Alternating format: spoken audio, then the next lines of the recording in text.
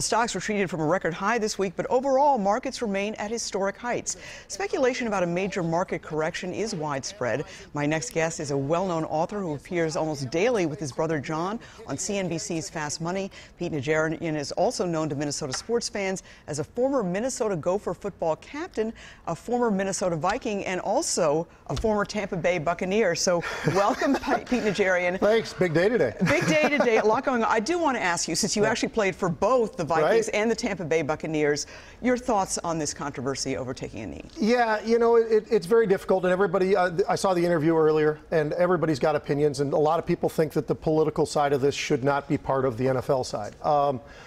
Everybody's got that right. Jesse Ventura, our former governor, he's been tweeting about this a lot. He's been talking about the idea that it's the right of players, if they choose to do this, they have that ability to do that. And I know it's controversial. I'll tell you what, it is impacting ratings right now, I think, in the NFL. There are multiple parts of the NFL that are starting to weaken in terms of, if you look at the ratings from week 1, week 2, they've been slipping. And you look year over year, it's been on a gradual fall. But I think a lot of people, you know, this is just one more issue that NFL fans really would rather not have to be dealing with right now, unfortunately. I think you're probably right. Let me ask you, before we get to the markets, all this talk of North Korea, some of the unpredictable aspects of the Trump administration.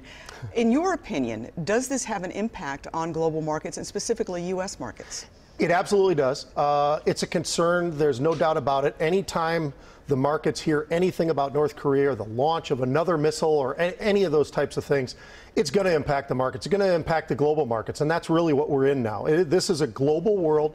The markets are global, and so the reactions just absolutely domino effect throughout the world, from the Asian markets to the European markets to the American markets.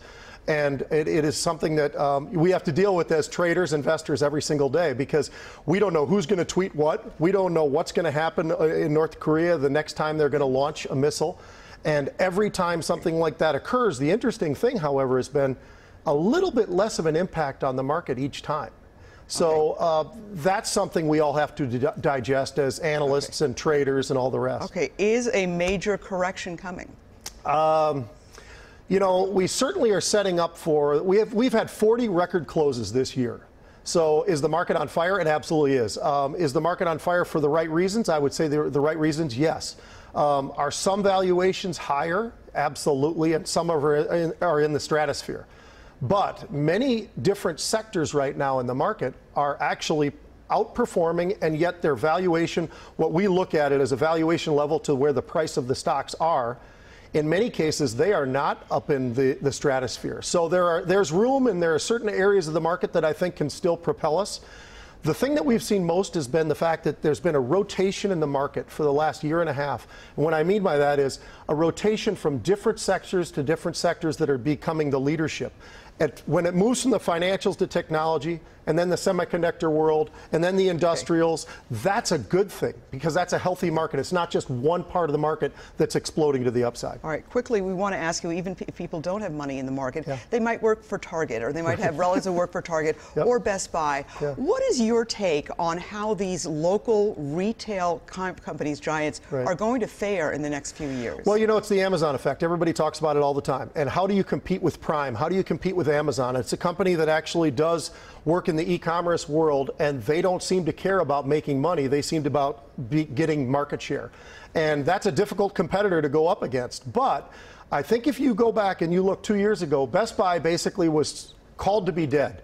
It's not. They figured out how to compete against this online world, particularly Amazon.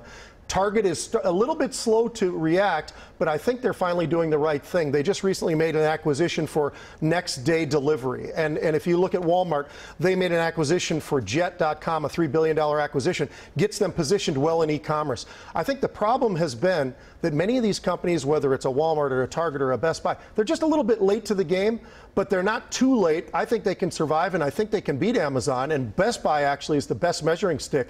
They are beating Amazon at their own game right now. All right. Well, Pete Najarian, a pleasure. Thank you so much for coming in. Great to